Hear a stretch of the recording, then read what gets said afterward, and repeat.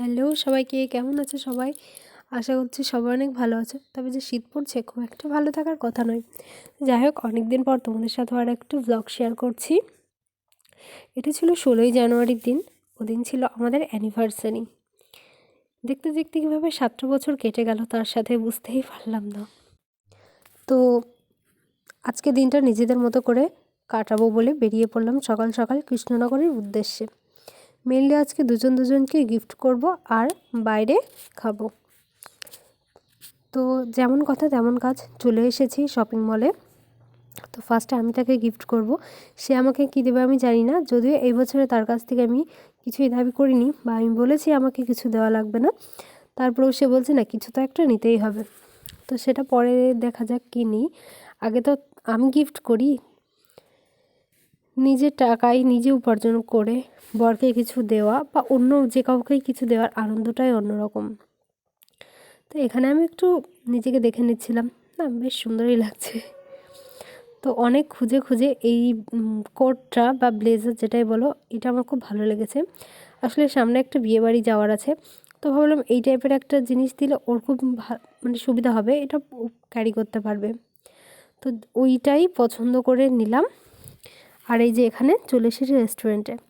তো এসেছি মাদারসাটে এর আগেও আমরা এসেছি, এক্সপিরিয়েন্স ভালো ছিল বলে আবারও এসেছি। তো যেটা বলছিলাম, আমাদের ফার্স্ট অ্যানিভার্সারিতে আমি তাকে কিছুই দিতে পারিনি, কারণ তখন আমি কোনো ইনকাম করতাম না। তো সেকেন্ড অ্যানিভার্সারি থেকে আমি তাকে যতটুকু আমার ক্ষমতায় হয় ততটুকুই দিয়েছি। আগে আমি টিউশনি পড়াতাম, তো সেই টাকা জমিয়ে তার জন্য খুব ছোট ছোট গিফট দিতাম। আর এই যে মেকআপ প্রফেশনে এসেছি 2.5 থেকে 3 বছর হতে যাচ্ছে। এতদিন খুব একটা ভালো কিছু তাকে দিতে পারিনি, তবে এই বছরে মনের মতন তাকে গিফট দিতে পেরেছি। তো যাই হোক, কথা বলতে বলতে যে আমাদের অর্ডার চলে এসেছে। তো প্রথমেই ছিল ভেটকি ফ্রাই। এর আগে আমরা যখন এসেছি তখনও এটা ট্রাই করেছি। বলতে গেলে বলা যায় যে এই ভেটকি ফ্রাইয়ের লোভেই কিন্তু আমরা এখানে এসেছি। তো আমি প্রথমে সবগুলো কেটে নিলাম যে খাবার সুবিধা হবে। এখন দেখছি আর এখনও মানে এখন ভয়েস দিচ্ছি, এখন দেখছি খাবারটা আবার লোভ লেগে যাচ্ছে। এই খাবারটা আমাদের দুজনেরই অসম্ভব পছন্দের। এটা যদি বাড়িতে তৈরি করে খাওয়া যেত, আমি মনে হয় সপ্তাহে 3 থেকে 4 দিন এটা তৈরি করতাম। এত বেশি টেস্টি কি বলবো। মানে যত রকম ফ্রাই হয় আমার কাছে সবথেকে বেস্ট লাগে এই ভেটকি ফ্রাইটা। তো তোমরা যদি কখনো মাদারসাটে খেতে যাও, এই আইটেমটা অবশ্যই ট্রাই করো, এটা অসাধারণ ছিল। তো এদিকে মেন কোর্সটাও অর্ডার করা হয়েছে, তো এটা খেতে খেতে ওটাও চলে আসবে। এরকম ভিডিও অন রেখে খাওয়াটা একটু অকার্ড। আবার যখন ভাবি ফুড ব্লগাররা তাহলে কীভাবে খায়, তো নিজেকে ছোটোখাটো ফুড ব্লগার মনে করেই ক্যামেরাটা সাহস করে অন রেখে খাচ্ছি। আর এখন দেখছি একটা সুন্দরী মেয়ে কি সুন্দর করে গল্প করতে করতে খাচ্ছে, আর মানে গল্প করছে সাথে খাচ্ছে। Jokes apart. তো যাই হোক, দিনটা ভালোই কেটেছিল। সবচেয়ে ভালো লাগছে যার জন্য এসেছি, মানে যে গিফটটা তাকে দিতে চেয়েছি সেটা তার পছন্দ হয়েছে, দিতে পেরেছি। প্লাস নিজেদের পছন্দের রেস্টুরেন্টেও আজকে আমরা টাইম কাটাতে পারছি। অনেক দিন পর দুজনে একসাথে এভাবে রেস্টুরেন্টে আসা হলো। তো কী এত গল্প করছিলাম এখন ঠিক মনে নেই, তবে কিছু না কিছু একটা গল্প চলছিল। আর এই যে এদিকে ফুড এনজয় করছি। তো তারপরে চলে আসলো মেইন কোর্স, যদিও তুলে ফেলেছি। তো এখানে ছিল চিকেন কারি, এটা ছিল বাসন্তী পোলাও, এটা ছিল মাটন, এদিকে ছিল 2 রকমের মিষ্টি, আর একটা কম্বো নিয়েছিলাম যেখানে ছিল ডাল, ঝুরি আলু ভাজা, সবজি, চাটনি, পাঁপড়, এইগুলো।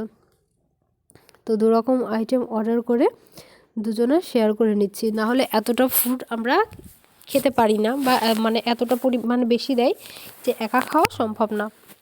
তাই জন্য আমরা একটা কম্বো আর একটা হলুদ পোলাও আর সাথে ছিল মাটন, এই দুটো কম্বো নিয়েছি। যদি সত্যি বলতে হয়, খাবারগুলোর টেস্ট খুব এভারেস্ট ছিল, ভেটকি ফ্রাইটা বাদে। ভেটকি ফ্রাইটা আগে যেমনটা খেয়ে গেছি এখনও তেমনই আছে, কিন্তু খাবারের কোয়ালিটি অনেকটা কমে গেছে। কেন জানি না, এর আগে এখান থেকে একটা ভালো এক্সপিরিয়েন্স পেয়েছিলাম বলে আবার এসেছি, কিন্তু খাবারের দাম যেমনটা কমিয়ে দিয়েছে আগের তুলনায়, টেস্টের মানটাও কিন্তু কমে গেছে, যার জন্য একটু হতাশ হয়েছিলাম।